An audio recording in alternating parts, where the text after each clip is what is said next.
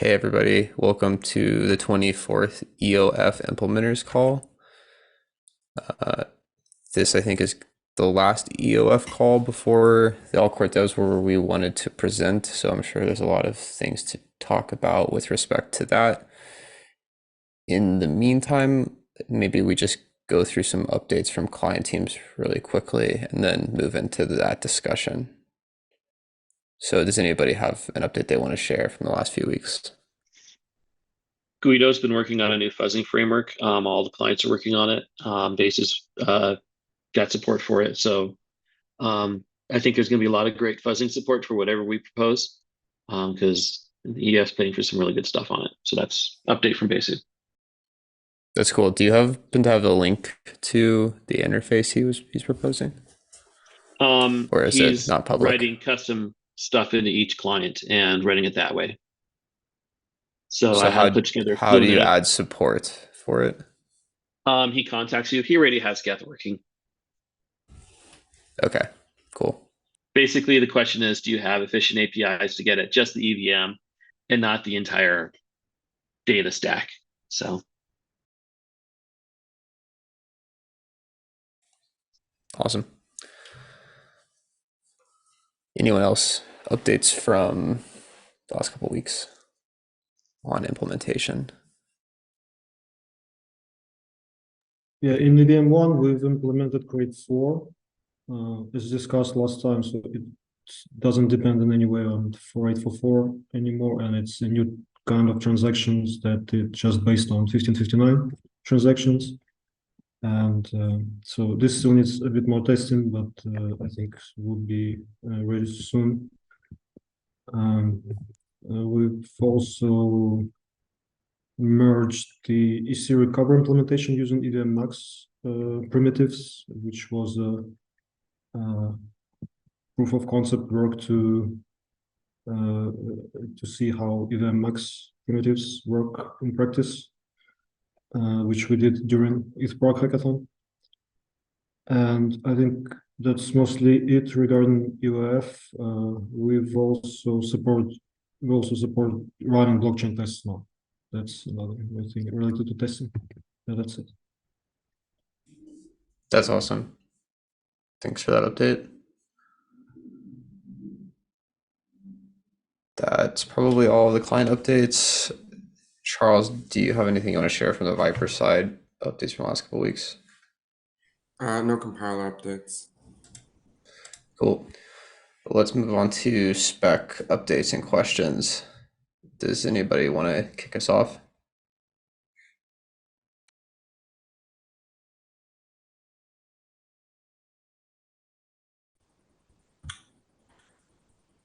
I was looking at the note that Andre put together. I think swap MN would be good, and there's a couple different variations of it.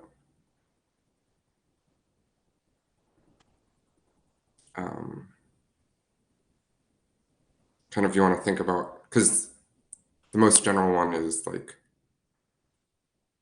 requires kind of 4 immediates actually, because you're like swapping anywhere in the stack, any 2 items in the stack, but usually you don't really want to do that. So I think that you can get better code size compression with a couple different variants of swap. Why would you need 4 immediates? Because there's 1,024 addressable items in the stack. Oh, I see. But we limit swap and to 256 or 128, I think, max. I think that, so like if you allow 1 byte immediate, that already allows you to address 16 items for 256 total combinations, which is like 1 nibble per item. And then I think actually like a lot of the swap and dupe operations can actually be dropped. I think if you look at EVM code, most swap and dupe operations are like through 6 maybe. So like you can drop dupe 7 and swap 7 up, and then you can add like swap NM with, and then you can maybe add swap 2-3 as a specific instruction, I think would be good. And then swap, sorry, these are just kind of off the top of my head actually. Swap 2-3, and then the swap with 1 immediate byte and then 1 with 2 immediate bytes, and I think that covers most cases.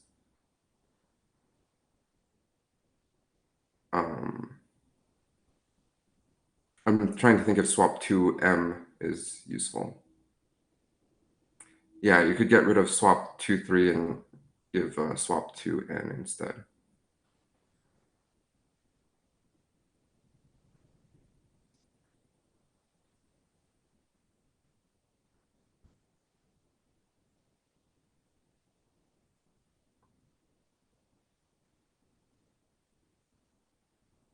But the easiest thing to do is just have swap NM with like 2 variants. I've got a custom build of Besu that tracks live opcode usage, and there are some higher order swaps that are used by current contracts. So I know swaps that all the way up they're to 16ers used. I know that that are they're actually executed. I know that they're used, but I think the frequency is there's a bytecode versus usage versus opcode slot usage trade-off, right? Yeah, I mean, we're talking like, 10, 100 times less than some of them, but like right now I'm looking at billions of operations and there's like 10 million calls to some of these high ones. I mean, Yeah. swap 16 is, sub million, but you get to swap, 10 and 11 and they're still up in the tens of millions. Right. I mean, that's like 1% of all swaps, right? Right. And that's considering there's like almost 100 operations, that's not too bad. I mean, they can be replaced with swap with 1 byte immediate. Yeah. Like, I think another way to think about it, Dano, is like, what if you were designing this from scratch? How many I think hard-coded swap operations do you want? that's I think where the friction in my mind is coming is if we design it from scratch, we're going to get more resistance. And they say we don't want to do this. We've already tried that before and we got pushback. So while you are right, if we design it from scratch, there's lots of great things we could do. There's going to be less likelihood we'll ship it. Is trimming opcodes very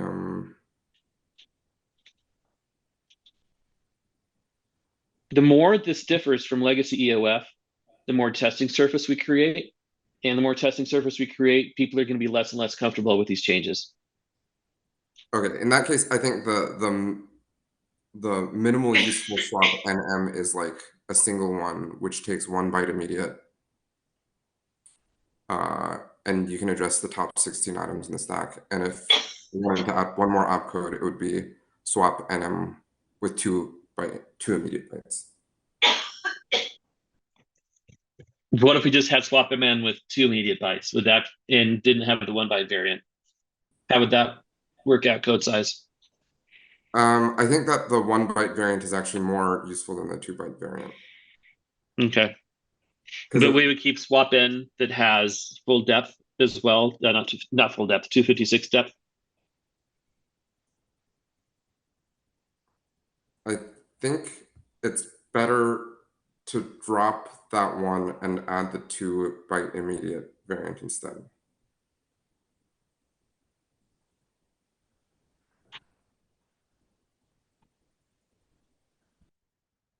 Yeah. I mean, you've had the dupe N and swap N as the EIP forever, and that also is some weight that grants opens up acceptance of the changes we're doing. So I mean, that is the risk if we go too far from that old EIP. We got a certain credibility that says, hey, people have been asking this for literally years. Well, and then we're going to not give it to is actually on this call. Maybe he can chip in. Yeah. With his opinion on that. I mean, if you and ASIC go in with a combined front on this, I think that would help. If you both agreed on that, we could dispense with the year ago. It's like, well, we didn't even think of this. years ago. So I think that would be a good argument if you get,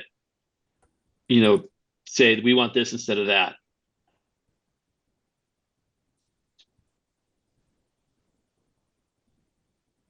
I mean, I'm not in Epsilon, so I can't even change any EIPs if I want. So all I get to do is provide feedback.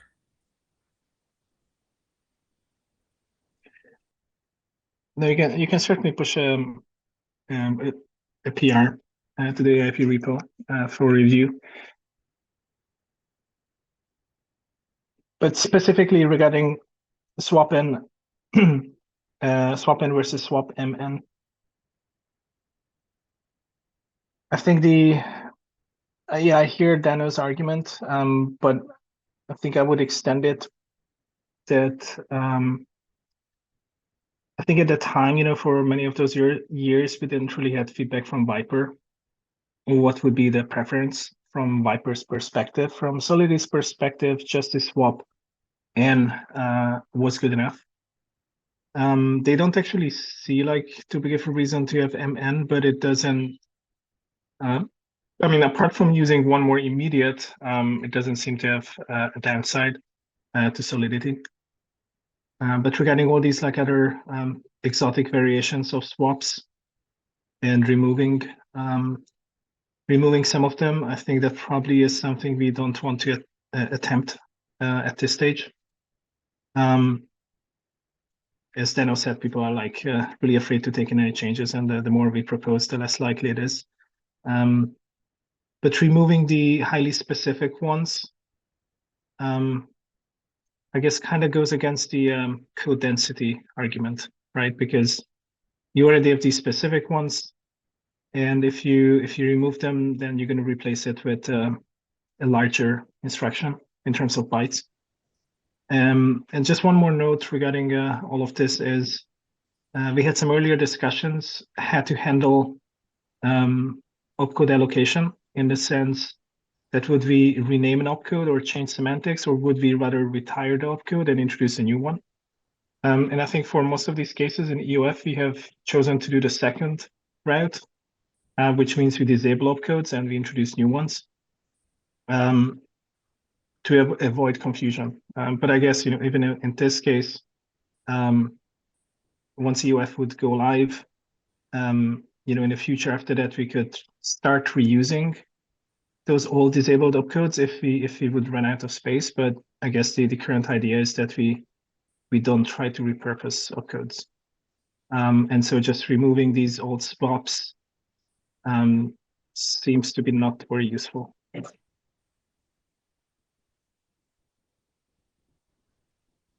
I see. And leaving the old opcodes, one of the advantages of retiring opcodes is if we get an assumption wrong, like gas observability is actually important, we could unretire the opcodes with a minimum of fuss. So that's one argument for not reusing old opcodes. I think that the specialized variants are probably actually more useful than like swap 16, but I think it's not worth. Like I said, the important one is swap NM at all.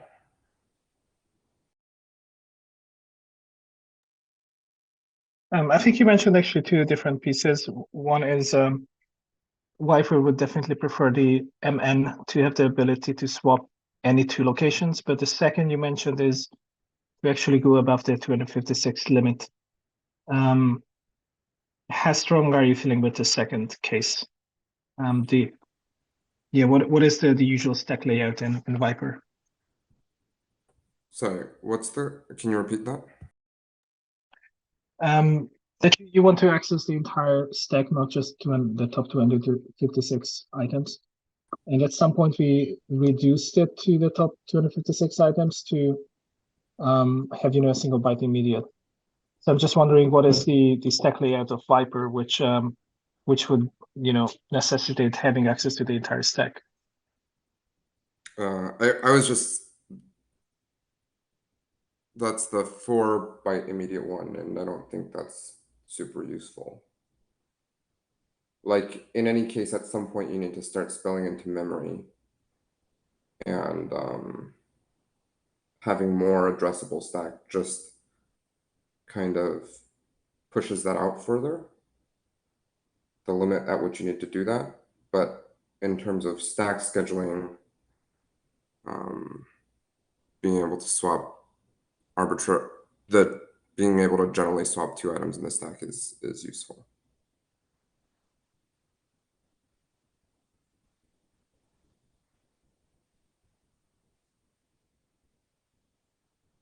But how Yeah, deep maybe does this. Viper typically need to go?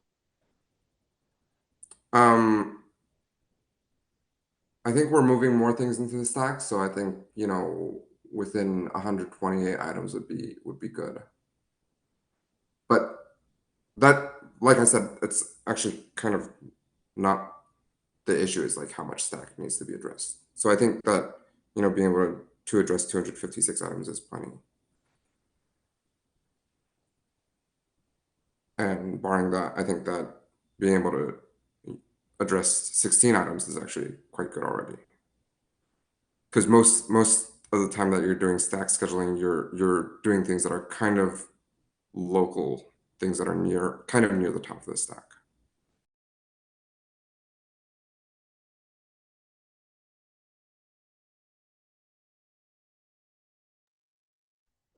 Yeah, I think generally our assumption was that and maybe that's the reason why, you know, initially there was little feedback from Viper.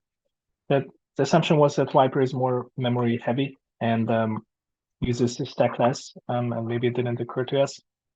But you know, on this call, I guess I'm just conscious of time. Maybe we should move some of the swap discussion to the end. But probably we should also like discuss this more async, just to understand the requirements better. But to answer your original question, I personally don't really have any strong opinion whether it's swap N or MN. What I care about is that it becomes useful.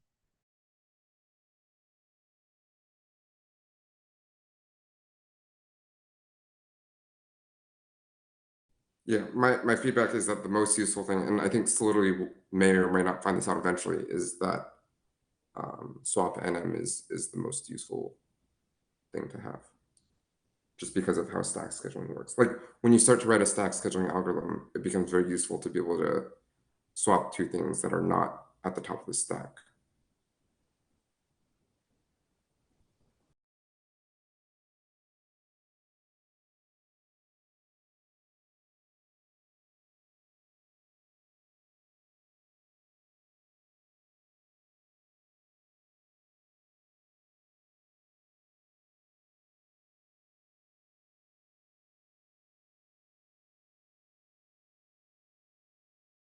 But yeah, I think we can move on.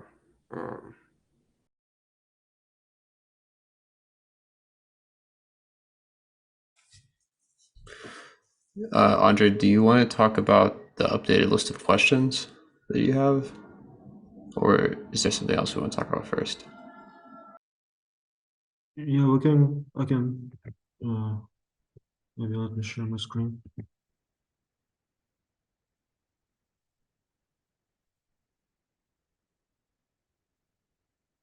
So first one was swap-man. Second one is deploy time validation of the subcontainers. And in general, I like the idea if we can elegantly achieve this. Like originally we started with this before we realized data load in problem. And we were validating subcontainers recursively in the container during normal validation. And so ideas there were so far. Charles' suggestion to drop data load then completely, then we don't have a problem, and we just validate data load argument at runtime. And another idea that we had is somehow, or also Charles also mentioned this, somehow to provide the final deploy size to in the container, I guess,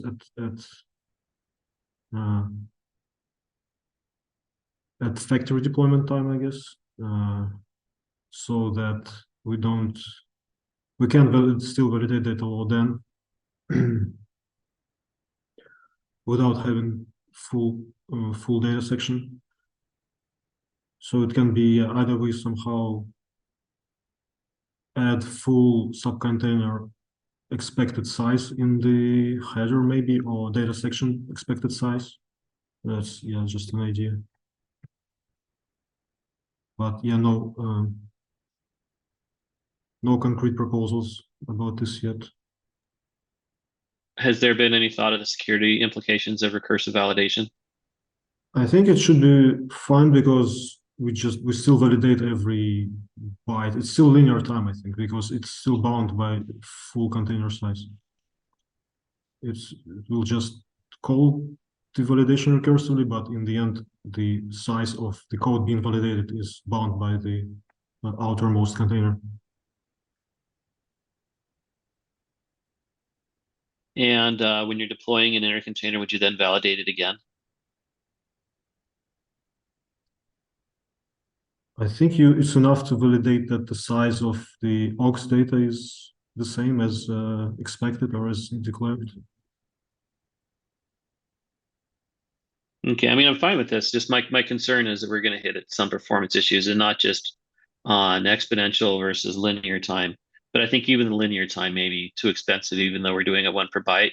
We're raising the constant of how much time we need to consider for each byte, potentially. And there is a cap, but I mean, actually, we're considering each byte multiple times because we have to step through it for each outer container, and then come back and check it again. And my concern is security. Okay.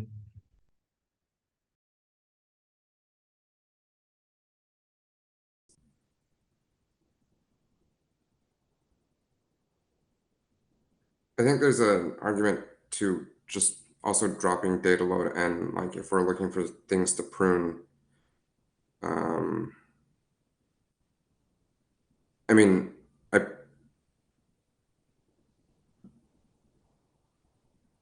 just because it's kind of, it was already kind of causing this issue with recursive validation, and so, I'm not sure that it's that useful that it merits that.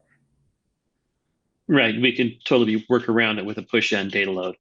It's just code size expansion, but I don't know that that's worth the issue with the other complications it causes. So I could get behind it. Right.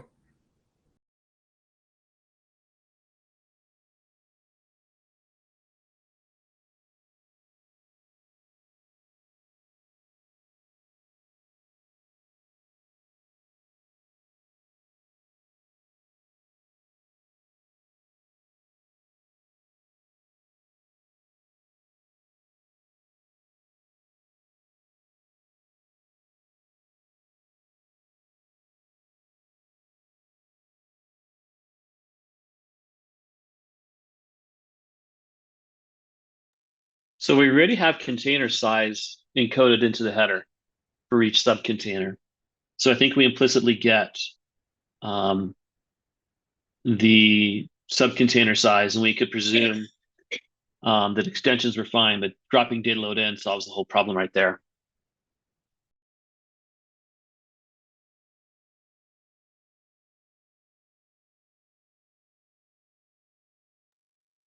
We could presume that all data load ends are valid on subcontainer loads, but that's an extra validation node. So first option solves most problems.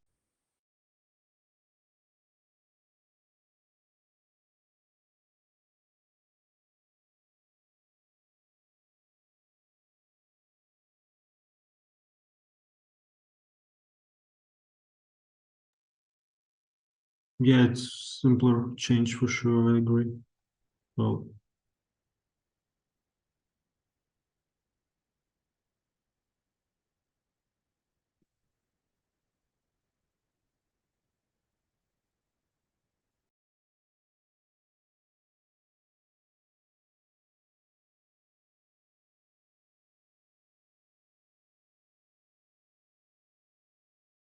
By the way, what is the behavior of data load on out of bounds data?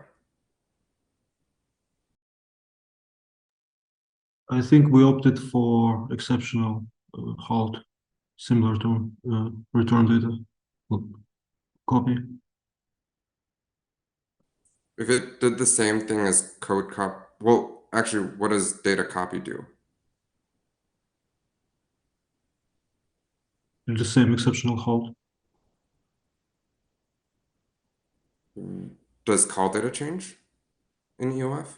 No. You asked the data. If you meant call data, then call data stays the same. It's returns zeros. Because if data load just returned zeros, then we wouldn't have to validate data load n. But return data copy already respects the boundaries of exceptional halts. We have both solutions already in opcodes. Right, but code copy right now does return the zeros. So I'm just saying that if data load n returns zeros, then it wouldn't need to.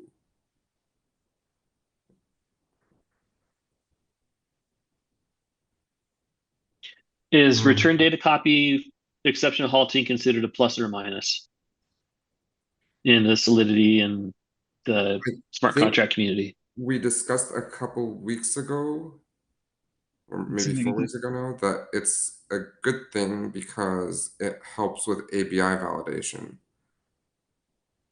And it doesn't change things. I think Pavel was on that call. I think it depends on who you ask.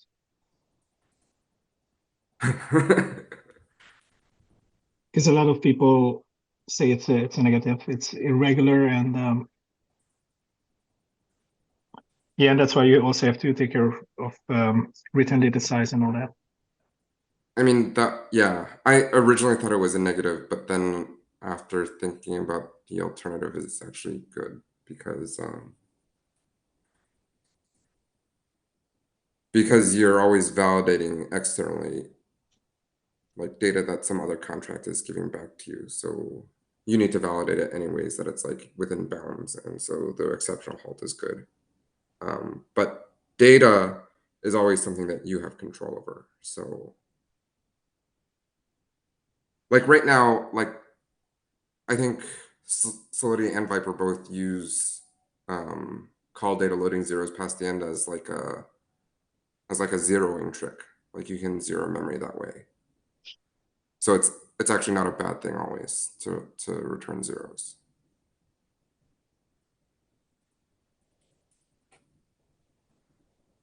But if you still have it from call data copy, then you still have access to the zeroing trick.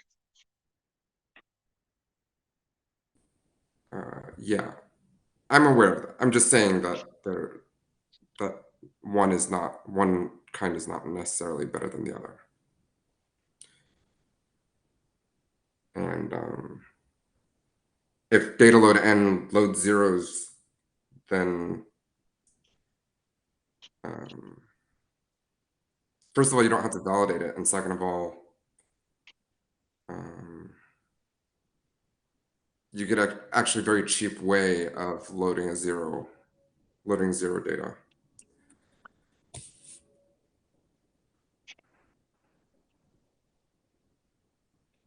Which is cheaper than the call data thing, the call data copy thing. And same with data copy.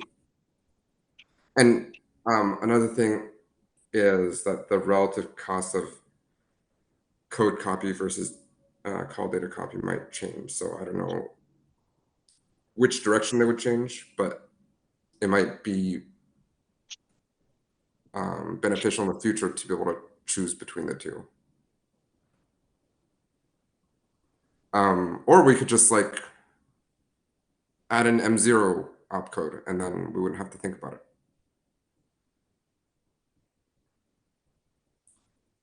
I was kind of joking. That's kind of a joke.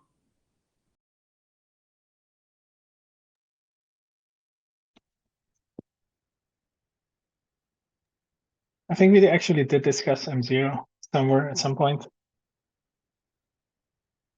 I think generally it's nice to have tricks, but I think with these tricks we get just too entangled in the tricks, which then in the end puts us in a position where it's hard to change or even change any kind of instructions, or just exactly what came up here? Do we want to have tricks on an instruction, or do we want the instruction to be more like pure? So following that logic, maybe M0 would be the right approach.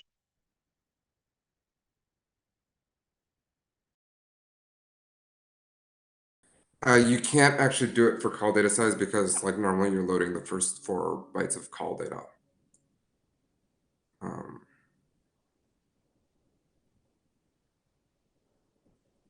Like the first thing every single contract does is like call data load 0 and then figure out what to do with that.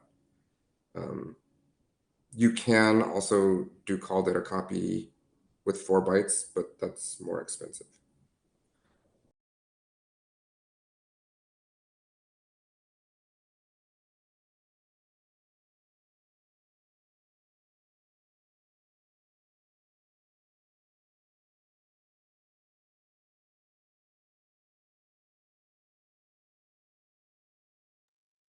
So with the deploy size of the subcontainer, what are the main questions and downsides? Do we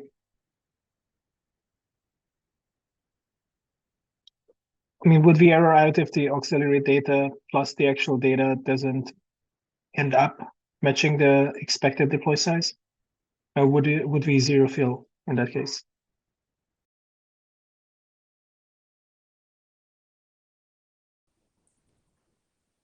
I think the best behavior is to error out.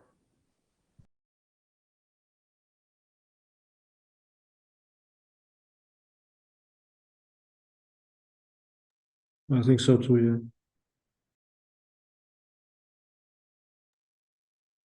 yeah. Also Then the consider only- the impact on auditors. If we have to refer to something as a trick, is it necessarily the right thing for a code auditor or an opcode auditor to look at? Stuff that encourages simplicity, I think, is valuable in that regard, but not a blocker. I'm wondering, why does the existing code copy load zeros past the end? Does anybody here know? Everything's 0 padded in the beginning.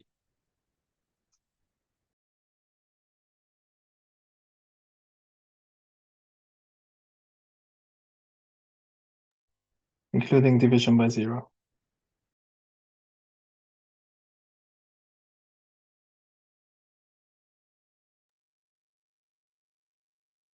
So with this deploy size, we would just put it into the, would it be in the subcontainer header or the init code?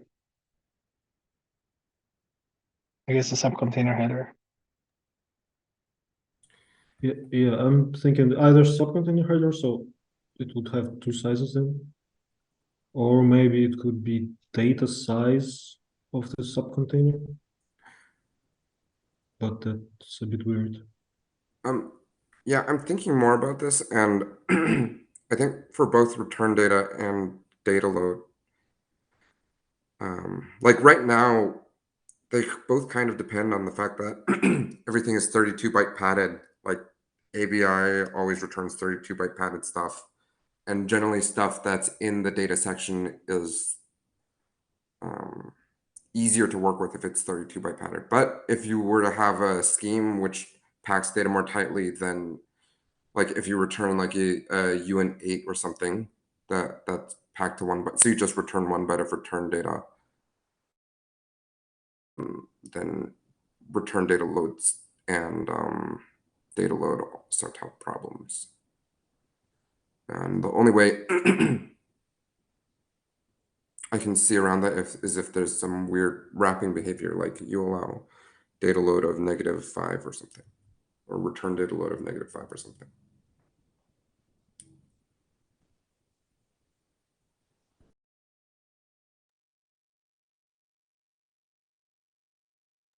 So data load, not data load, and it allows addresses by single bytes. So you can read from any offset. Yeah, but if there's the data section is only 1 byte, then data load will always fail. All right.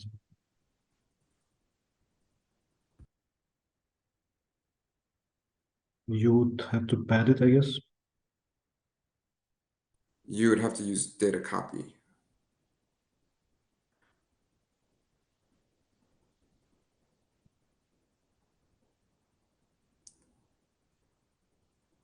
Data copy is also aborting out of Yeah, bounds. but you can data copy 1 byte exactly. Yeah.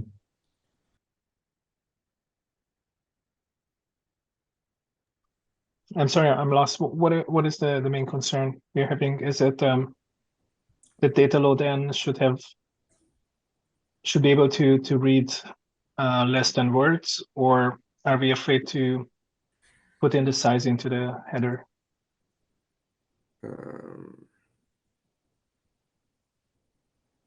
That the data section that you might want to read some data like towards the end of the data section. And the clearest example is the data section is only 1 byte.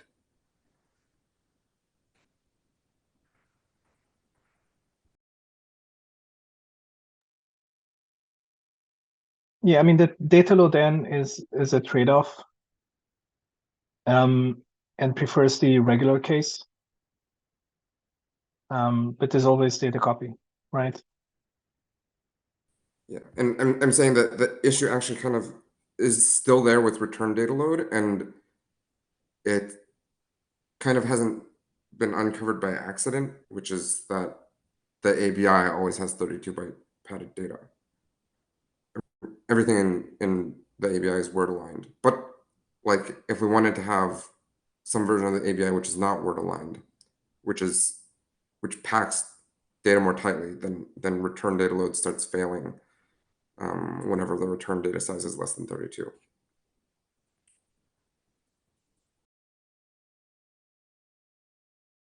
Which is kind of the same thing as what's going on with call data. Like everything in the ABI is 32 byte padded except for method IDs, and so with call data, you kind of need this zero padding behavior actually to deal with cases where functions have no arguments and you only have the method ID in call data. And so it's kind of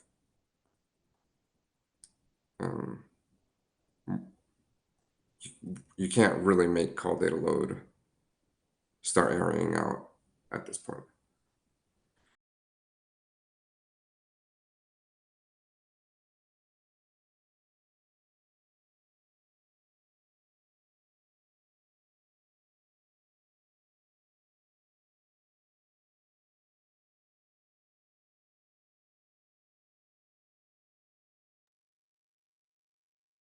I think with I mean, you can also always manually zero pad it, the data section.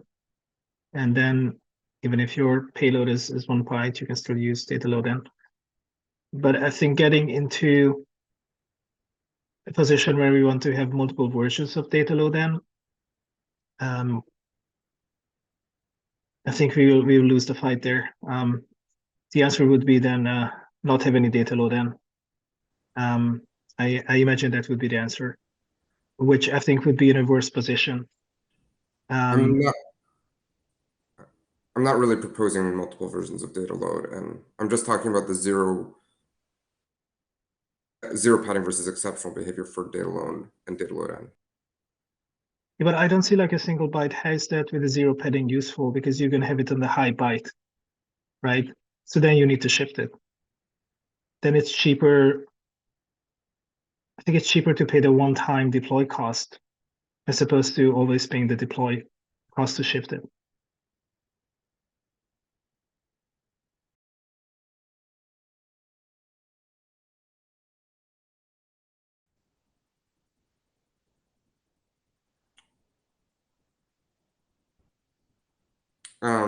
I mean, you have to consider the deploy cost, which I think it's still probably cheaper to shift it than pad with zeros. And the issue also applies to return data load. And the issue is kind of more about whether you need to start to have edge cases to start padding data sections that are less than 32 bytes.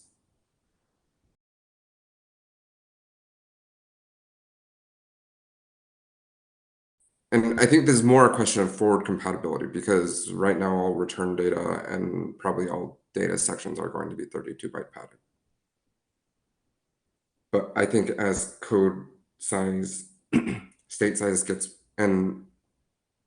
more and more valuable, we are going to want to start packing stuff as much as possible.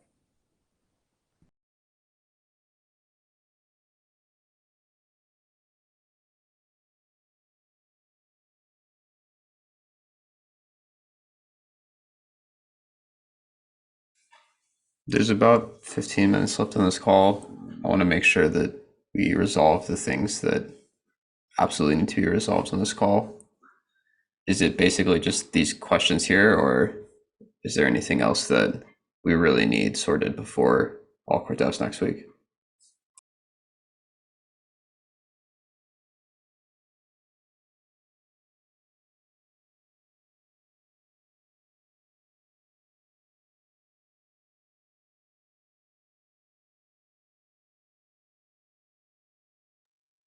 Can we maybe spend like 5 minutes just going through this list and just making quick decisions? So at least we have something to go with for all That sounds good. Yeah. Maybe it's like raising hands.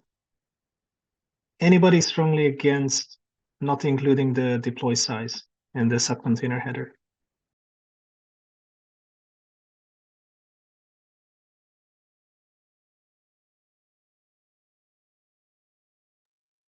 All right, then I guess let's try edit approach.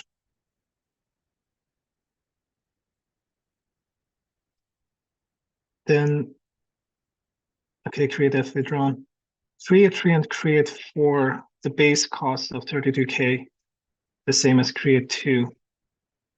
Any strong reasons we should change these in any way? And if so, then any ideas what should be the cost be?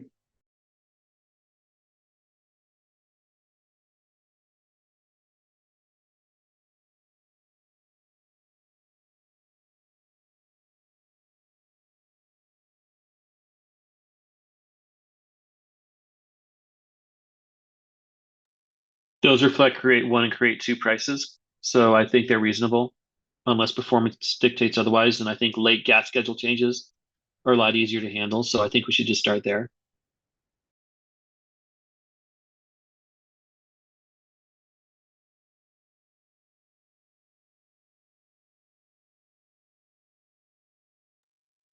Yeah, I don't fully remember the reasoning around these prices. I think they were hiked because creation was too cheap, and it was just like one of those random numbers, which I guess retroactively somebody fitted a model onto them.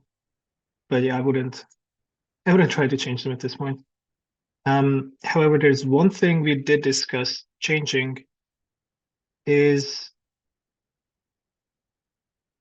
the init code, some of the init code pricing, because EOF already charges for that and the limits. So maybe there could be some different handling compared to legacy there.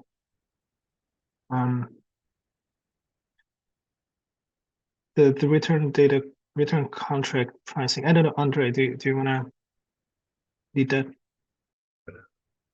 It's just I started with price 0 because return is 0, but return contract is very different because it appends the data section, so it's all fine operation basically, and should probably charge for each word appended as copy instructions, at least.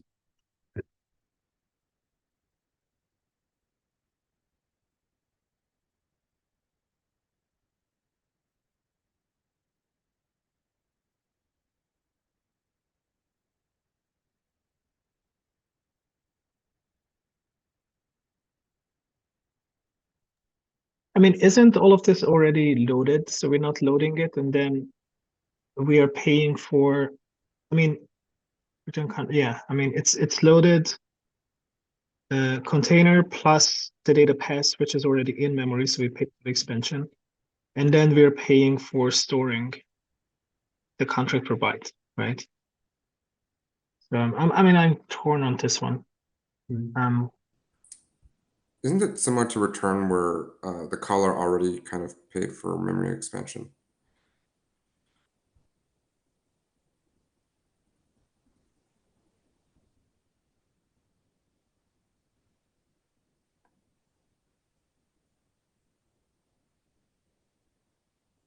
Because like return contract can only happen in init code mode, so you're already going to be paying per byte.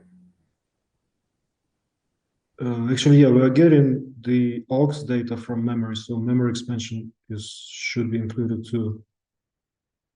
And I thought we were copying this into memory, so I don't know that we should do the memory expansion cost for the contract extension. We should charge for it separately.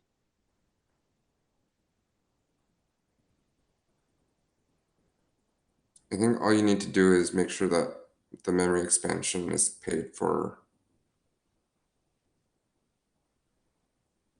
I think it should be consistent with the return rules. So these unlike legacy, the contract's not going to be sitting in memory when you load the contract. It's going to be somewhere else. So we're not getting return contract. We're not getting memory expansion paid for already. Doesn't return contract refer to a buffer? It doesn't refer to anything in memory. That would violate code observability. It's going to refer to either something in the EOF container and create 3 or something in the transaction and create 4. Yeah, it only returns to a section of data section that will be appended, and this is in memory. Oh yeah, the append. Okay, the data where it's appended cost. Got it. Yeah. Never mind. That was on the next line. I didn't read that far. Yeah, it concatenates with the aux data offset memory segment. Yeah. I think you just need to pay the memory expansion cost on that buffer, like if it's not already paid for, and then I think it's fine. I mean, thing is, we are creating a new container by this appending, so we're doing a copy. I think that's how I look at it, and that's how it is in implementation so far. Maybe not super optimized, but this is the straightforward way. We copy from the original container to EVM's memory, to implementation memory, and copy this appended data, appending it. So Right, I think but it's a copy operation. Aren't you already paying 200 gas per byte? For deployment, yes. Maybe that could cover it to you. Yeah, because I think the workflow is like you call create 3, and then the init code runs, and then at some point you hit return contract, and then and then that just returns a slice to a buffer, right? So that it's not actually copied until the code is actually deployed, at which point you pay 200 gas per byte.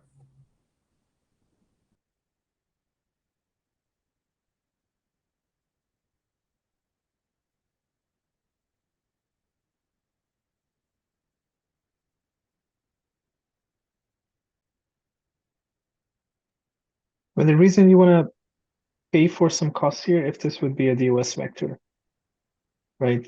But we're already paying 32,000 in order to execute code which can return contract once. And I guess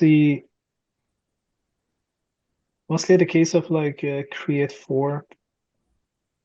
Well, the case of create 3 and create 4, when we load this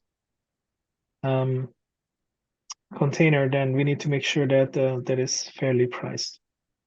I think one thing you mentioned that for the aux data, I think for the aux data we do want to do memory expansion, because they may just point to like some large offset for aux data.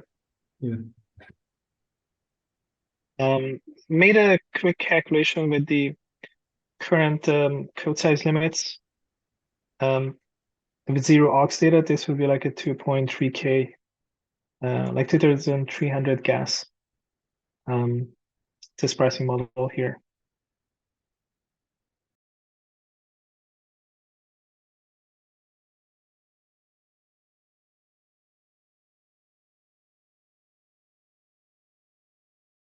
Yeah, I don't think there's a DOS thing because it just works the same as return, which is it returns a pointer to a buffer which has already been allocated and paid for, expanded. So you do need to pay the memory expansion cost, but you don't need to pay for additional copying. Like with return data, the cost of copying is borne by the caller. And in this case, it's borne by the caller of create 3 or create 4.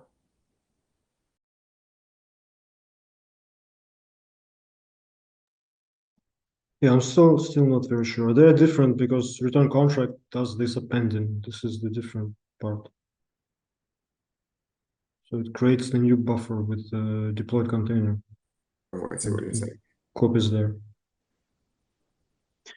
I would suggest that maybe we avoid the cost, but explain this clearly in the security considerations of the relevant EIP. And then I think that would be like a good starting point for all core devs to actually understand it. And yeah, I think more eyes could easily decide whether this is a high enough risk to charge for it or not. I mean, I'm personally fine charging for it, but I think we need to review this more carefully. That's why I suggest that we document it in security considerations, but don't charge it. Because removing the charge, I think it will be kind of impossible because we never remove anything, but adding it will be possible.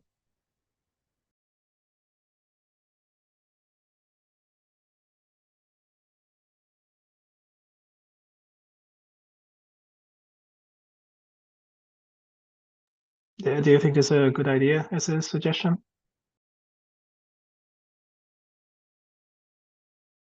Sounds good to me. Same.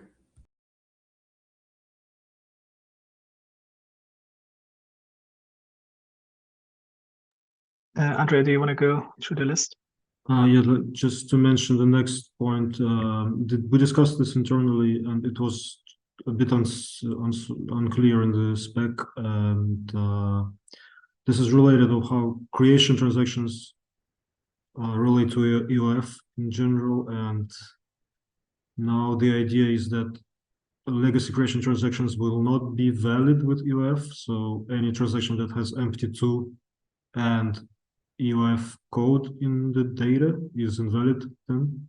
And to deploy EOF, you would always need to go through this creator contract, which uses create4. So you will always need this new type of transaction and send it to creator contract. And creator contract would need a regular state change probably to be deployed because there's no other way.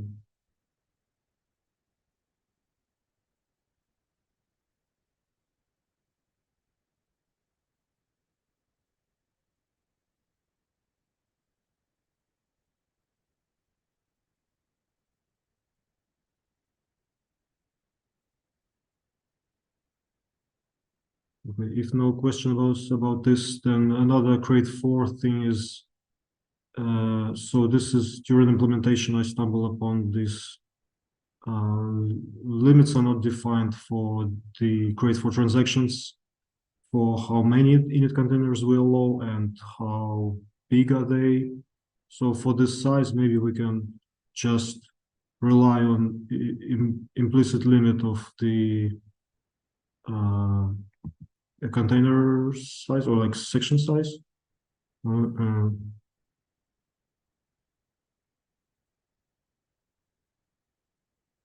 Actually, not sure now because this one is in the transaction, so maybe we still need a limit or at least define the cost. So the spec currently,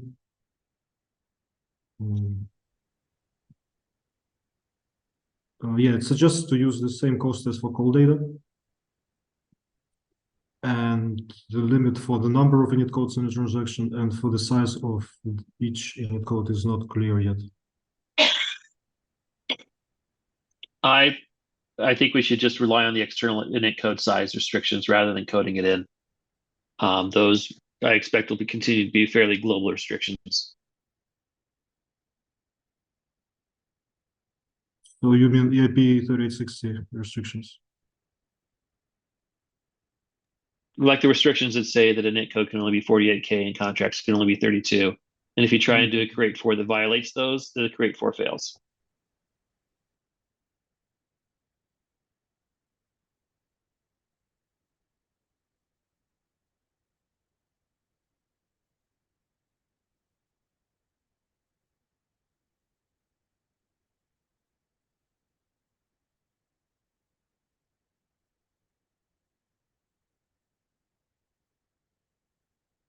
Yeah, I'm not sure. We had some discussion that this EAP 3864 should apply only to legacy creations, but not to EOF, but I'm not sure anymore now.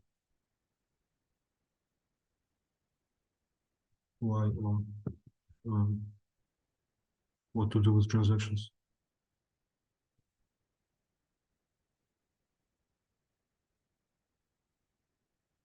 What about the count of them? Do you have any idea of how to limit it? We have a code section count limit 1024.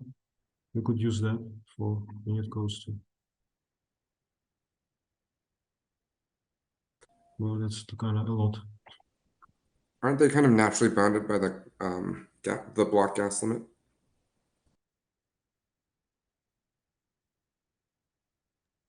Yeah, because there's a block gas limit, and then there's the 128K limit that Geth imposes for gossiping the transaction as well.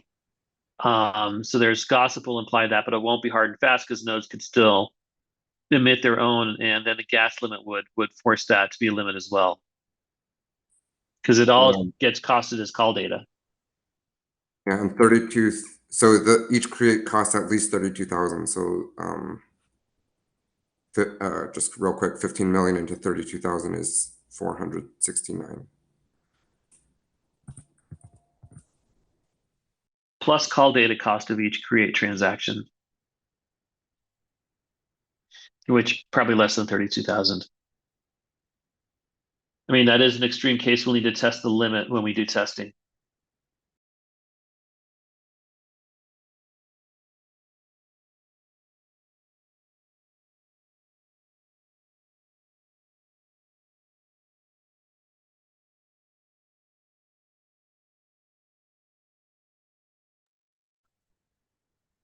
Yeah, I think the only main argument we had, because the create for is like the specific blobs in the transaction. So the existing EIP for the init code limit, I guess, doesn't naturally cover it. So we need to either explicitly make it cover it, or we can make up specific limits based on, based on the container sizes we have. And maybe that could be like one incentive for people to use EOF. So here's another angle, and that goes into the next step. Right now, we're, the initial specs as we reference init codes by index. But for things like 4337, we may not be able to guarantee the index when bundled transactions get rebundled. What if we set the index limit to 256? Thus, any create for where that field has 31 leading zeros means it by index. But if it doesn't have 31 leading zeros, I mean, probably just say it doesn't have 20 leading zeros based on odds. But if we set the limit based on that, then anything above that limit must be treated as a hash. So that way you could still put in your random list of contracts in there, and you can have your bundler reorder them in whatever order it chooses, and then access those by the hash. If the opcode comes across with insufficient leading zeros, it then becomes a hash. So based on that, 256 is a nice limit, meaning if only the lowest byte is in use and all the other bytes are zeros, then that creates some rationale why we picked 256 out of the air.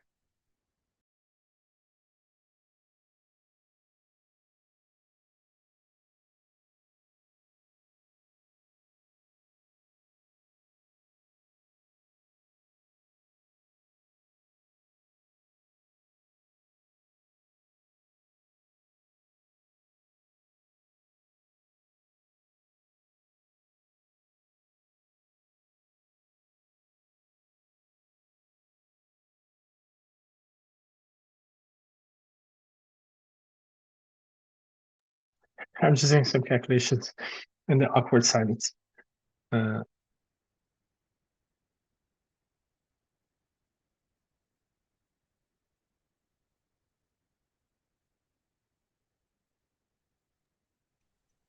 awkward silence makes me concerned this is too crazy of an idea. But people don't want to step up and say no.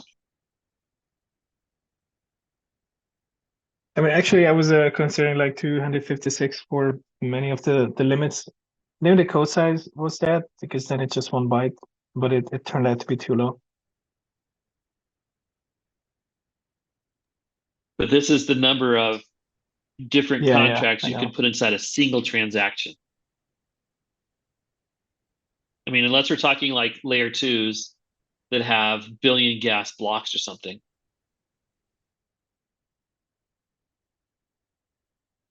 Well, 256 with the like the 48K limit, it's like 48 million gas. So I guess 256 is as good as any other. And it's got some rationale why we picked it rather than just fits in 15 million block. Or doesn't fit in 15 million block. I mean, depends on the size, but assuming most contracts are around the size limit, because people are constantly complaining, then it comes at around like 40 million, over 40 million. So yeah, it doesn't fit. So it's high enough in that sense.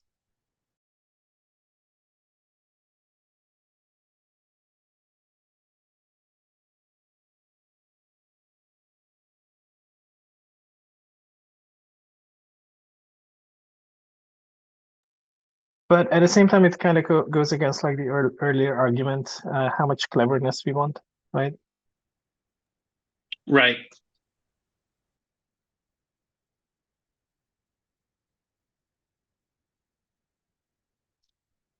Because we could just make crate4 do only by hashes rather than by index. And then the size limit of the transaction is irrelevant. By the way, what happens if you have a duplicate init codes in the transaction that have the same hash? Then they're the same code, and it doesn't matter which one we pick.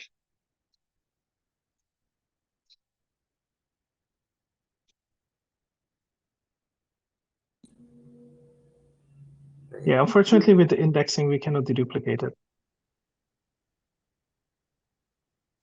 So you would just pick the first matching one. Which would be fine because it's indistinguishable from any later matching ones. Yeah, but you're paying extra for the call data. You're the fool. You're the one that assembled it.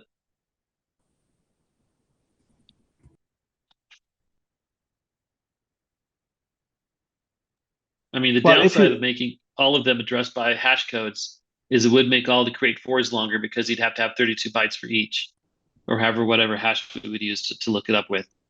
So, index, if you know you're not going to be bundled, and hash, maybe we could change the code that if a index lookup fails, then you look by hash. That might be another approach.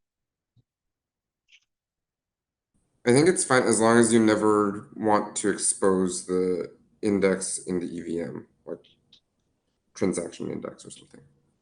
I'm actually concerned about exposing the index in the EVM because that it presumes stuff about how you have to structure your transaction based on smart contract code. But I mean, you would also be actually passing it in through through the stack, which could then be put in through external data. So it's not necessarily a bad idea. But if you're going to be passing in external data, you may as well pass in a hash as well. is the only concern with the hash addressing is the size it takes in the init That's code? one negative. And then you'd have to index all of the addresses that come in. But more than just layer 1 use, I think there is layer 2 use for this. And then the layer 2 could have an entire stable of default smart contracts available by hash that you can instantiate that you don't have to reference in your transaction. So the whole index by hash is broader than layer 1 in full disclosure.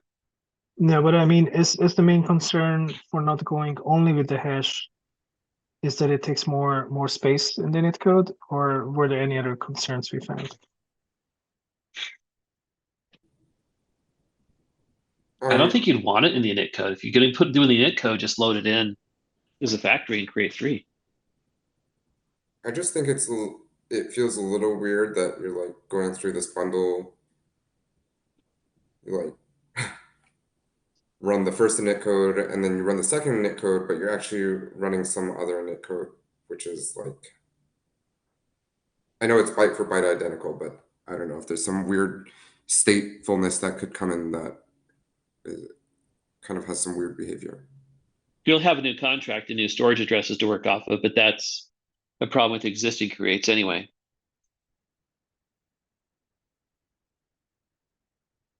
I mean, thinking about how people are going to use create for, I really don't see them hard coding addresses or indexes into, well, maybe indexes into the transaction, but definitely not addresses. And indexes are much too brittle.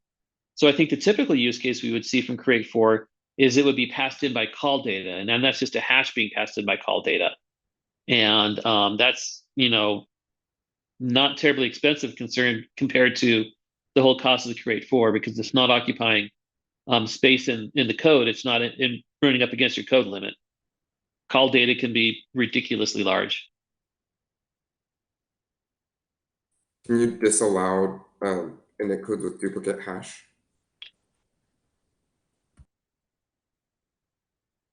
That would be a I mean, if you- transaction validation rule.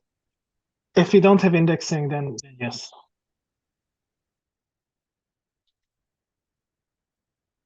Yeah, I think if they're referenced by hash, it makes sense to only have one init code with that hash.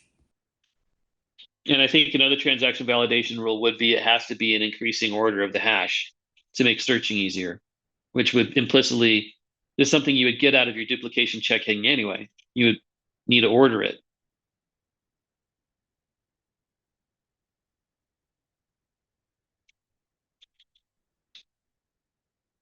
And it would also make MEV searching against these a lot easier, because you could validate that it's a valid transaction much easier if you require the hashes to be incrementing.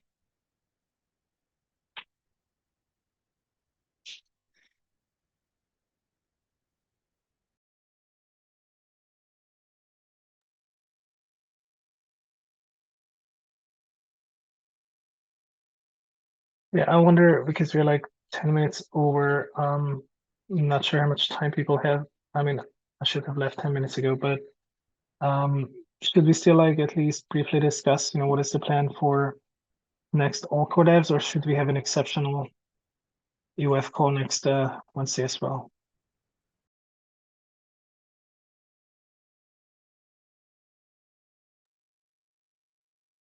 I like the idea of a call next Wednesday. Gives us more time.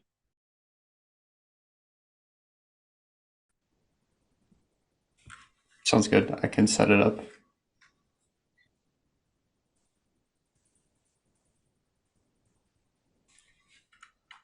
So then I think we should try to close off all these questions by then.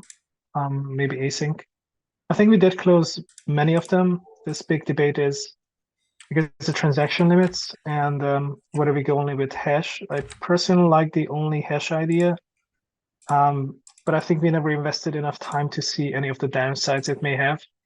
I do buy into the upsides. I do like those, and especially like the transaction simplification parts. I just have no idea if there's any downside we haven't thought about, because I think nobody ever spent too much time on that.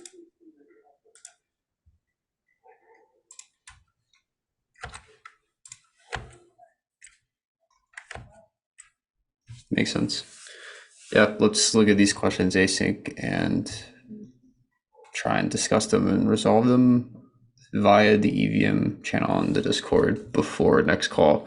I just put it onto the protocol call calendar, and I will add another agenda shortly for that call, and we can post any questions or specific things we want to talk about with respect to the All-Core Devs meeting. Cool. I guess with that, let's just go ahead and end it. Thanks a lot for the discussion, everybody. We'll see you next week. Thanks. Thank you. Bye. Bye. Thank you. Bye bye.